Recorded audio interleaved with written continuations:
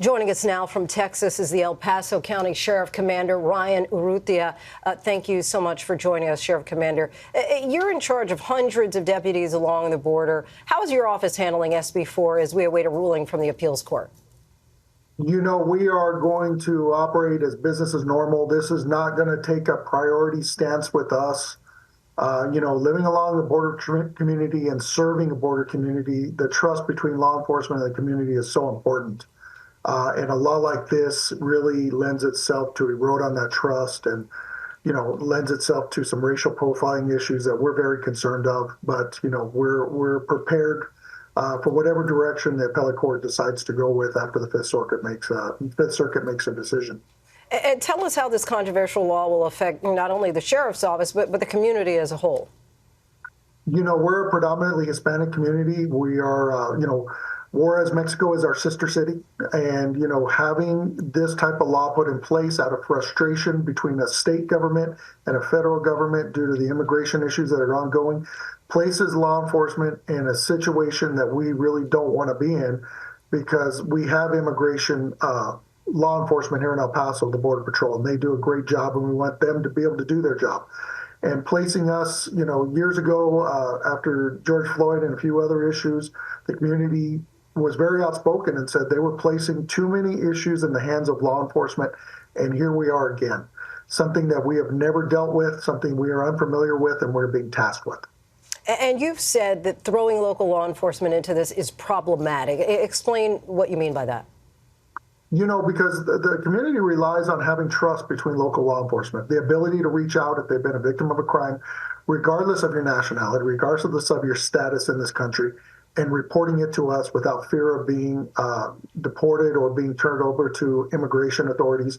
And we want to maintain that, because if you're a victim of a crime, if you're a victim of human smuggling, we want to know and we want to hold those individuals accountable, because these crimes are dangerous. They're dangerous to the community. They're dangerous to the people being smuggled. And really, this is also a resource issue we are very concerned with. The federal government is stretched thin with the immigration issues going on. I have 270 officers total, to include the command staff, upper management and detectives, and it would quickly exhaust my staff and really, cause extended response times to our community needs and really decrease our visibility in the community, and that's a concern for us. If the hold is lifted, will your office prioritize arresting migrants suspected of illegally crossing the border? You know what? We will not prioritize it. If our officers run across it and they're put in a position to make an arrest, of course, the law is the law, and we'll enforce the law. But we are not going to prioritize it. We will not seek grant funding to put this at the top of our priorities, and we will not participate in task forces for this, because we believe our efforts are best served keeping the community safe, and federal law enforcement is, this is really their job, and we would like them to be able to do their job and, keep our border secure and let us be in our communities.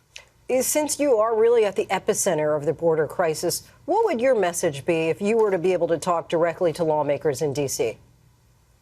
Come together. Come together. We're not a tool to solve a complicated immigration issue.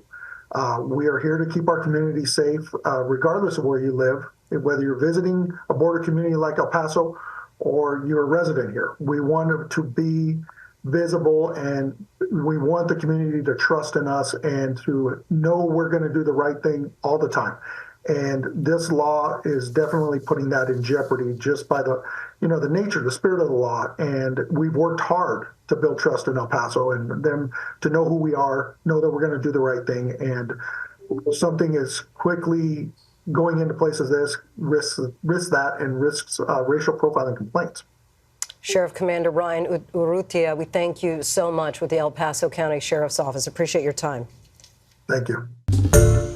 Hi, everyone. George Stephanopoulos here. Thanks for checking out the ABC News YouTube channel. If you'd like to get more videos, show highlights, and watch live event coverage, click on the right over here to subscribe to our channel. And don't forget to download the ABC News app for breaking news alerts. Thanks for watching.